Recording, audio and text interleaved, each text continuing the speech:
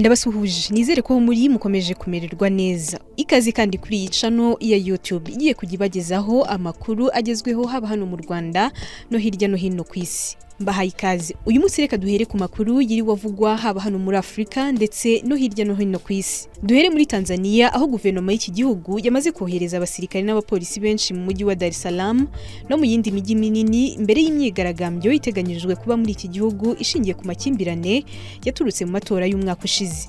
Ibyo kandi bibaye mu gihe mu cyumweru gishize guverinoma ya Tanzania yari yatangaje ko yahagaritse ibikorwa byose by'imitwe ya politike ivuga ko byatewe n'impungenge z'umutekano, ariko ntiyasobanuye igihe iryo tegeko rizamara rikurikizwa. Urubyiruko ruri gutegura iyi myigaragambyo rwatangaje ko ruzahurira mu mihanda itandukanye haba mu mujyi wa Dar es Salaam n'ahandi muri Tanzania ku itariki ya 7 Nyakanga, rusaba impinduka muri demokrasi ndetse n'ubutabera ku bantu bishwe mu mvururu zakurikiye amatora yabaye mu mwaka ushize. Komisiyo yashyizweho na guverinoma yagaragaje ko nibura abantu 518 bapfuye baguye muri izo mvururu, ariko amashyaka atavuga rumwe n'ubutegetsi hamwe n'imiryango ishingiye ku madini bo bavuze ko inzego z'umutekano zishe abantu babarirwa mu bihumbi. Imyigaragambyo yabaye umwaka ushize muri Tanzania yatewe ahanini no kutemerera abakandida bakomeye batavuga rumwe n'ubutegetsi kwiyamamaza mu matora y'umukuru w'igihugu yaje kwegukanwa na Perezida Samia Suluhu Hassan watangajwe ko yatsinze ku majwi hafi 98%. Perezida Samia Suluhu Hassan yavuze ko iyo myigaragambyo ngo yari igamije guhirika ubutegetsi bwe mu gihe guverinoma ye yahakanye ibirego by'imiryango iharanira uburenganzira bwa muntu ivuga ko inzego z'umutekano zakoresheje ingufu z'umurengera mu kuyihagarika. Iyi myigaragambyo y'urubyiruko rero iteganyijwe mu cyumweru gitaha izahurirana n'imurikagurisha mpuzamahanga rizabera i Dar es Salaam, ari ryo Dar es Salaam International Trade Fair ritegurwa na guverinoma ya Tanzania. Muri Sudan, ishami ry'umuryango w'abibumbye ryita ku buzima ryatangaje ko nibura abantu 120 bamaze kwicwa na kolera muri Sudan nyuma y'iminsi mike leta itangaje ko iki cyorezo cyadutse muri leta ya Kordofane y'uburengerazuba. Ishami ry'umuryango w'abibumbye ryita ku buzima kandi rivuga ko kuva muri Gicurasi hamaze kugaragara abantu barenga 1,102 bakekwaho kwandura kolera mu duce dutandukanye twibasiwe n'intambara.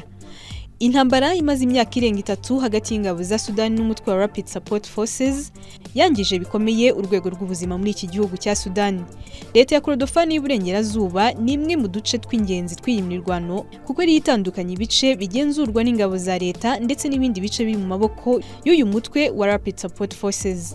Iki cyorezo cya kolera kiri kuvugwa muri Sudan kugeza ubu ni icya gatatu kibaye muri Sudan mu myaka 3 ishize. Kikaba cyaratangiye hashize amezi 2 gusa leta itangaje ko icyari cyabanje cyarangiye muri Werurwe. Imibare ya leta ya Sudan igaragaza ko hagati ya Nyakanga 2024 na Werurwe y'umwaka abantu barenga 124,400 banduye kolera mu gihe 3,500 bahitanwe nayo.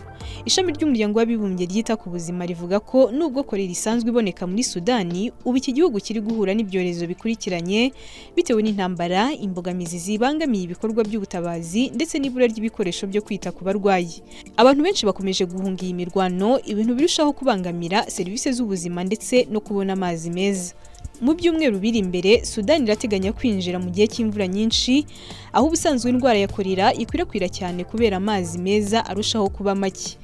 Ishami ry'umuryango w'abibumbye ryita ku buzima kandi rivuga ko ibikorwa byayo bikomeje kudindizwa n'ibura ry'amafaranga ko kugeza ubu imaze kubona 1/3 gusa cy'ingengo y'imari ikenewe muri uyu mwaka. Iri shami ryagaragaje ko iki cyorezo gishobora gukomeza gukwirakwira nyuma y'uko no muri Kordofane y'amajyaruguru hagaragaye abantu barenga 300 bakekwaho kwandura kolera mu gihe 3 yamaze kubahitana. Hagati aho umuryango w'abibumbye waburiye ku mutwe wa Rapid Support Forces uri gutegura n'ibindi bitero bikomeye ku murwa mukuru wa leta ya Kordofane y'amajyaruguru ariwo El Obeid. Nyuma y'imyaka 3 y'intambara, imiryango itanga ubutabazi ivuga ko abantu barenga 200,000 bamaze kwigwamo mu gihe hafi ibitaro byose byo muri Sudan byafunzwe burundu cyangwa n'ibisigaye bikaba bifite ubushobozi buke bwo kuvura abarwayi kubera iyi ntambara. Dukomereze ku mugabane w'Uburayi aho ingabo z'Uburusiya zagabye igitero gikomeye cyakoreshejwe drone na misile mu murwa mukuru wa Ukraine Kiev mu ijoro ryakeye gihitana abantu 13 mu gihe abandi basaga 90 bakomeretse. Ubuyobozi bw'umujyi wa Kiev bwavuze ko cyari kimwe mu bitero bikomeye kurusha ibindi byose kuko kibasiye ahantu henshi icyarimwe muri Kiev, ndetse bwanatangaje ko kuri wa gatanu ari umunsi w'icyunamo muri iki gihugu.